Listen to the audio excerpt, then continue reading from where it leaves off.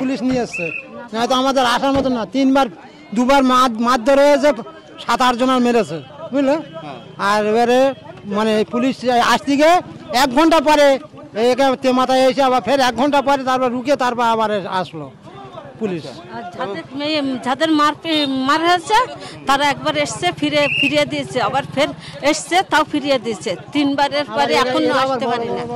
নওশাদদিকে আগামী পঞ্চায়েতে মানুষকে গণহত্যা করেছে। আমরা সেই অশান্তি আমার ফুলবাড়ির মা বোনের ওপরে, ভাই বোনের ওপরে কোন রকম আমি চাই না। অজাতা দাঙ্গা হাঙ্গামা শুরু করে দিয়েছে, ওখানে মারপিট করেছে, মহিলাদের দিয়ে আমাদের উপরে অ্যাটাক করেছে। হ্যাঁ, আমাদের নিজেরা মার খেয়েছে, এই ছেলেটা মার খেয়েছে।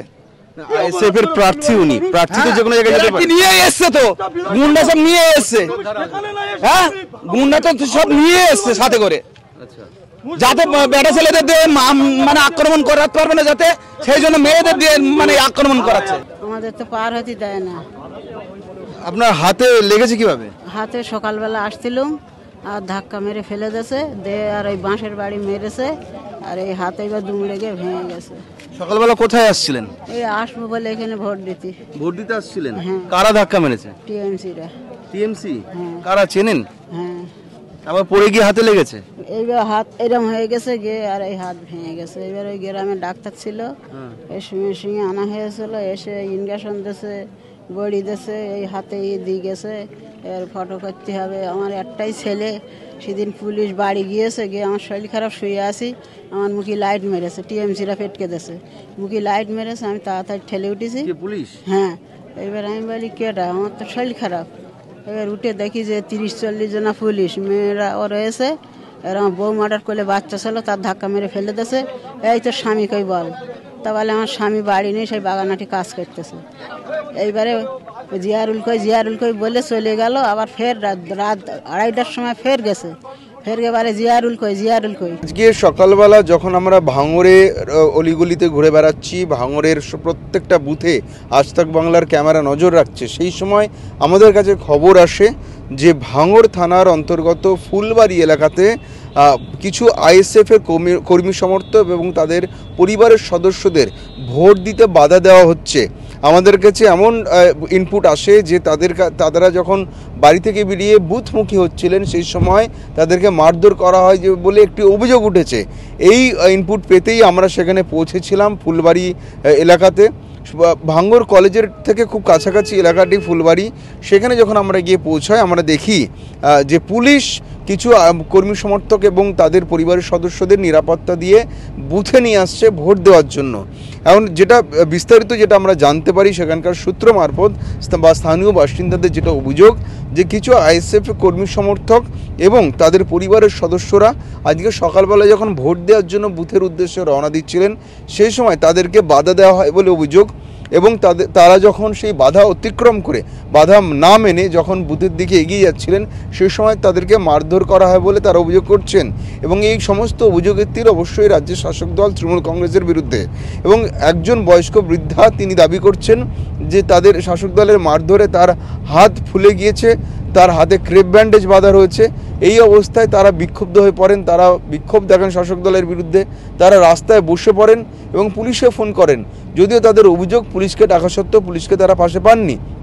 এরপরেই আইএসএফের যাদবপুর লোকসভা কেন্দ্রের যিনি প্রার্থী নূর আলম খান, তিনি পুলিশ অবজারভারকে ফোন করেন, পুলিশ পর্যবেক্ষক। আইএসএফের প্রার্থীর দাবি পুলিশ অবজারভারের ফোন বন্ধ ছিল এবং তারপরেই তিনি জেনারেল অবজারভারকে ফোন করেন এবং গোটা বিষয়টি নির্বাচন কমিশনকে জানান।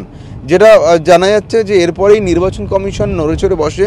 নির্বাচন কমিশনের নির্দেশে ডিসি ভাঙড়কে জানানো হয় এবং ডিসি ভাঙড়ের মাধ্যমে বিশাল পুলিশ বাহিনী সেখানে পৌঁছয়।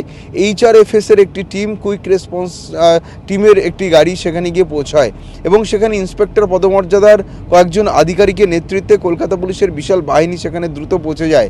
পৌঁছানোর পর তারা পরিস্থিতি পর্যবেক্ষণ করে দেখেন এবং তাদের কাছে বাসিন্দারা দাবি করেন তারা ভোট দিতে যেতে চান, তারা নিরাপত্তাহীনতায় ভুগছেন, তাদেরকে যেভাবে হুমকি দেওয়া হয়েছে তারা ভোট দিতে যেতে তারা আতঙ্কিত বোধ করছেন।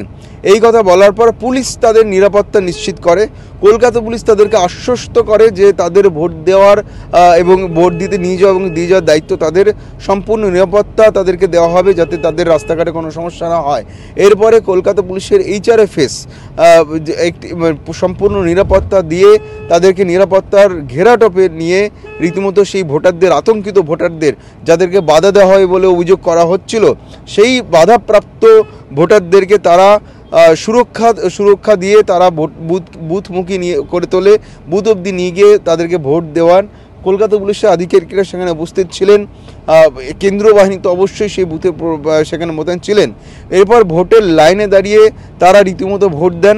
আমরা তাদেরকে প্রশ্ন করি, তারা আমাদের ক্যামেরাতে সেই আহত হাত তারাও ক্যামেরার দিকে দেখিয়ে বলেন যে শাসক দল আশ্রিত দুষ্কৃতীদের মারে তারা আহত হয়েছেন, কিন্তু নিজের ভোটাধিকার তারা প্রয়োগ করতে এসেছেন, গণতান্ত্রিক অধিকার তারা প্রয়োগ করতে এসেছেন।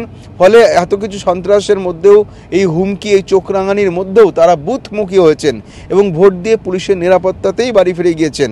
যদিও এই সমস্ত অভিযোগ তৃণমূল কংগ্রেসের তরফে অস্বীকার করা হয়েছে। আমরা ওই বুথে, ফুলবাড়ি যে এলাকার কথা বলছি, যেই বুথে সেই বাধাপ্রাপ্ত ভোটাররা ভোট দেন, সেই বুথেই আমরা কিছু তৃণমূল কংগ্রেসের স্থানীয় নেতৃত্বে দেখা পেয়েছিলাম। তাদেরকে আমরা সেই মুহূর্তে চার্জ করি, এই অভিযোগ তাদের কাছে আমরা তুলে ধরি যে তাদের বিরুদ্ধে এই অভিযোগ উঠছে। যদিও সেই সমস্ত অভিযোগ তারাও স্বীকার করেছেন। তৃণমূল কংগ্রেস নেতৃত্ব যেটা বলছেন যে যারা এই অভিযোগ করছেন তারা সম্পূর্ণভাবে নাটক করছেন। তার কারণ তারা বলেন যে হাত ভাঙা বা হাতে চোট পাওয়ার এই অভিযোগ সম্পূর্ণ মিথ্যে। তারা নাটক করার জন্য, খবরে থাকার জন্য হাতে ক্রেপ ব্যান্ডেজ বেঁধে এসেছেন। তারা সম্পূর্ণ মিথ্যা কথা বলছেন। শাসক দলের কোনো কেউ এর সাথে জড়িত নন। তাদের বিরুদ্ধে ওটা সমস্ত অভিযোগ মিথ্যে বলে তারা দাবি করেন শাসক দলের নেতৃত্ব।